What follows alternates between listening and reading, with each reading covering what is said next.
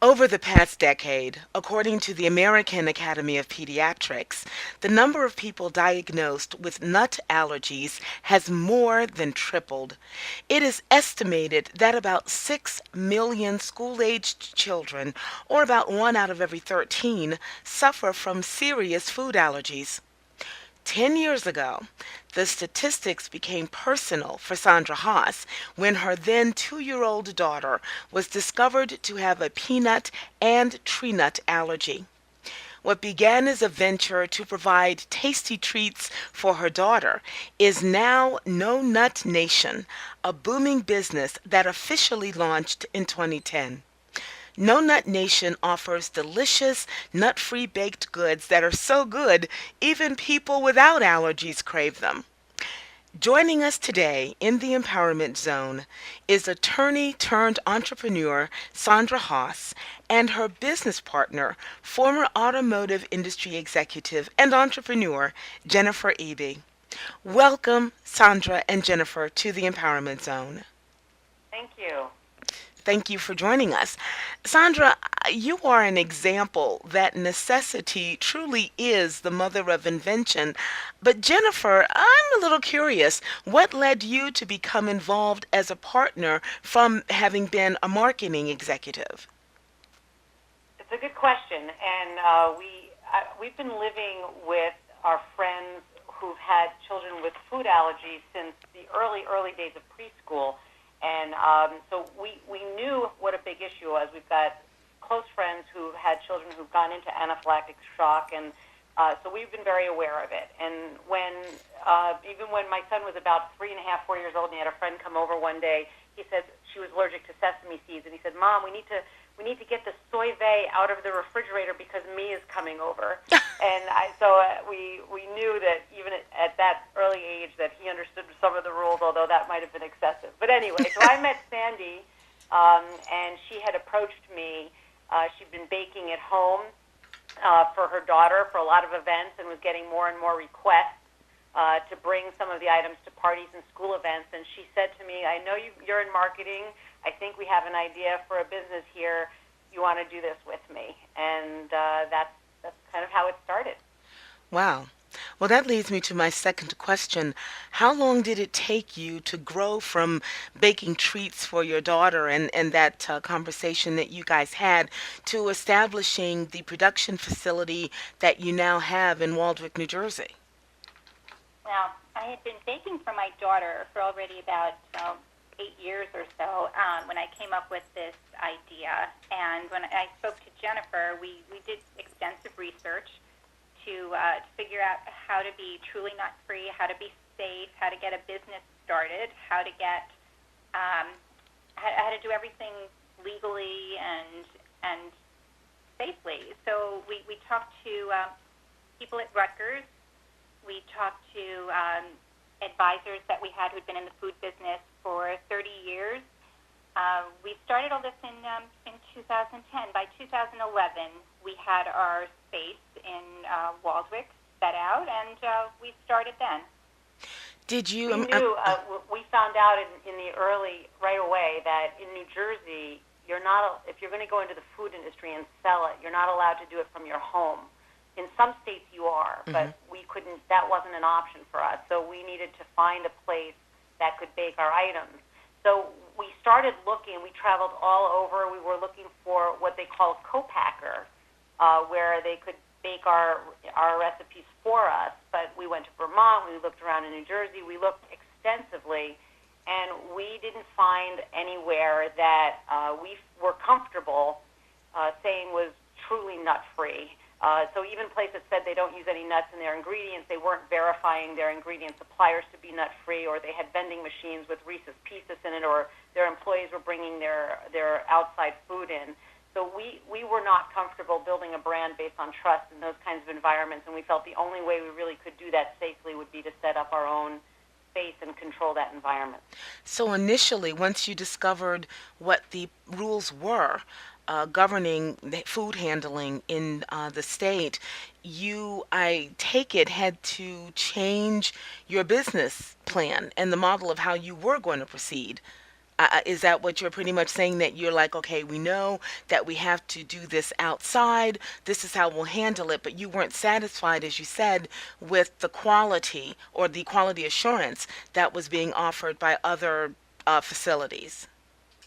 Yes, we had to become a production facility of our own, and that would be the only way that we could feel good about offering the products that we wanted to offer. And we set a lot of very high standards in our facility, and we test our products for the presence of peanut protein. We had to make sure that this was done 100%, so that we could offer a safe product. If you don't mind me saying so, I understand that you were baking in the home when you were doing it for your daughter and then friends and things of that nature. And then when you wanted to actually establish a business, if you don't mind me asking, that sounds like a rather expensive proposition when you're just getting started. How did you manage getting all of the financing in place to be able to move ahead with your own production facility in such a short period of time? Yeah. Jennifer?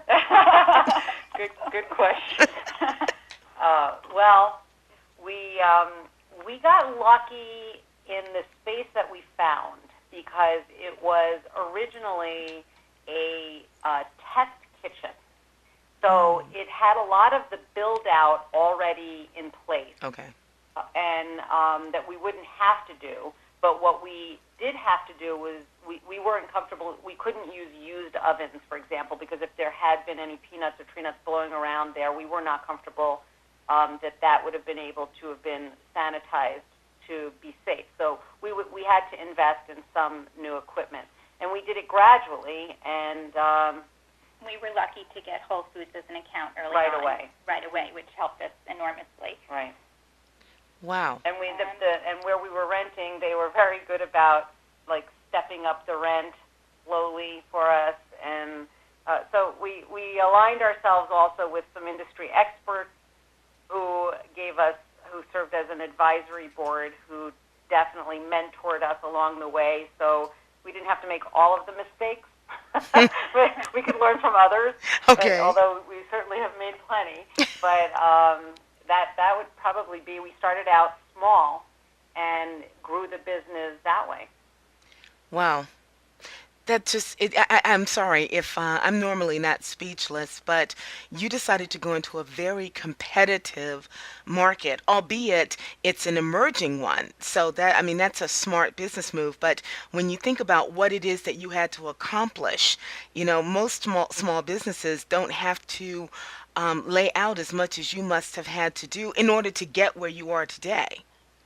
So that's rather impressive. Well, thank you. It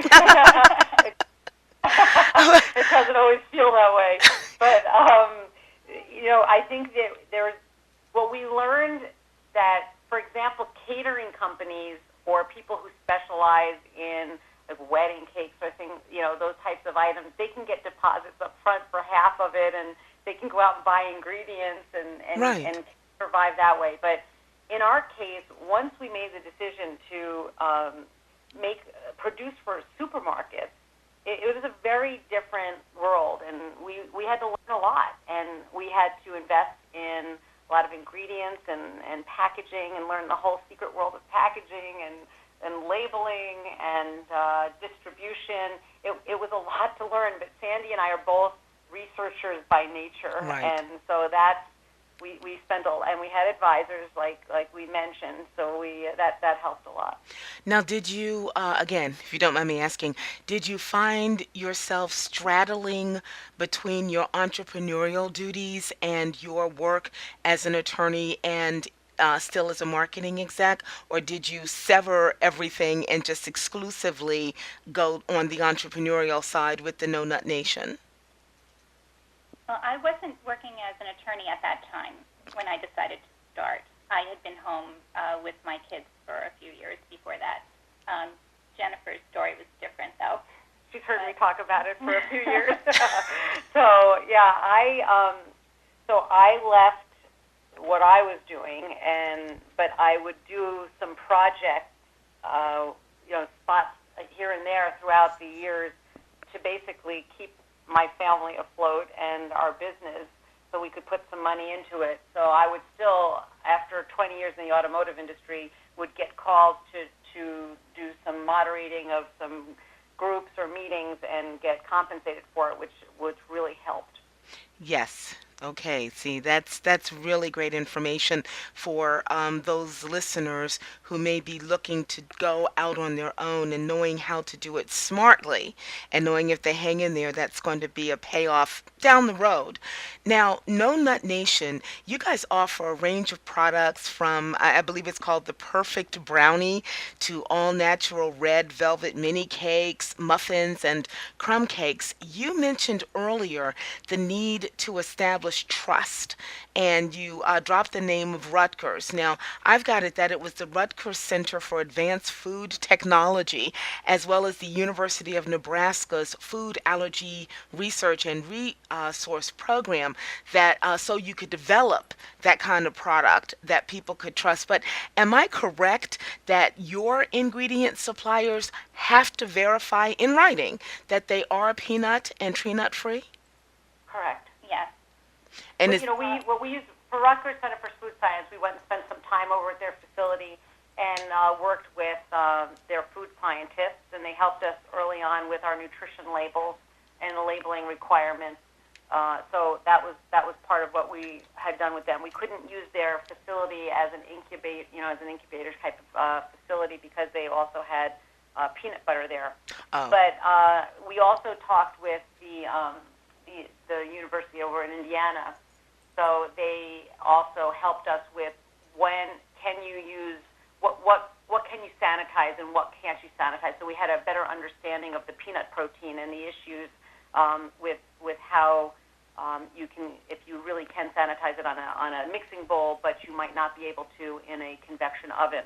So that's where we got some guidance with that. And then we put in our own stringent standards. So we put in a hand washing sink outside the door there's an area from when you walk into our building to where you walk into the production area, and we require all visitors and employees wash their hands before entering, just in case somebody who's coming to see us happened to have eaten a bag of trail mix with nuts in them in their car on their way over. No outside food is allowed in. Yeah, we bring in lunch for all of our employees, so we control what's brought in as well.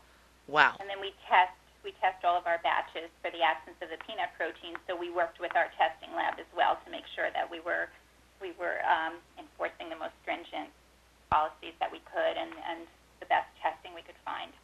And that too, we were able to find out about them from the actually it was the University of Nebraska. I think I said Indiana before. It was the University of Nebraska who had the Food Allergy Research and Resource Program, and they're the ones who put us in touch with the third-party lab so that we could batch test all of our products.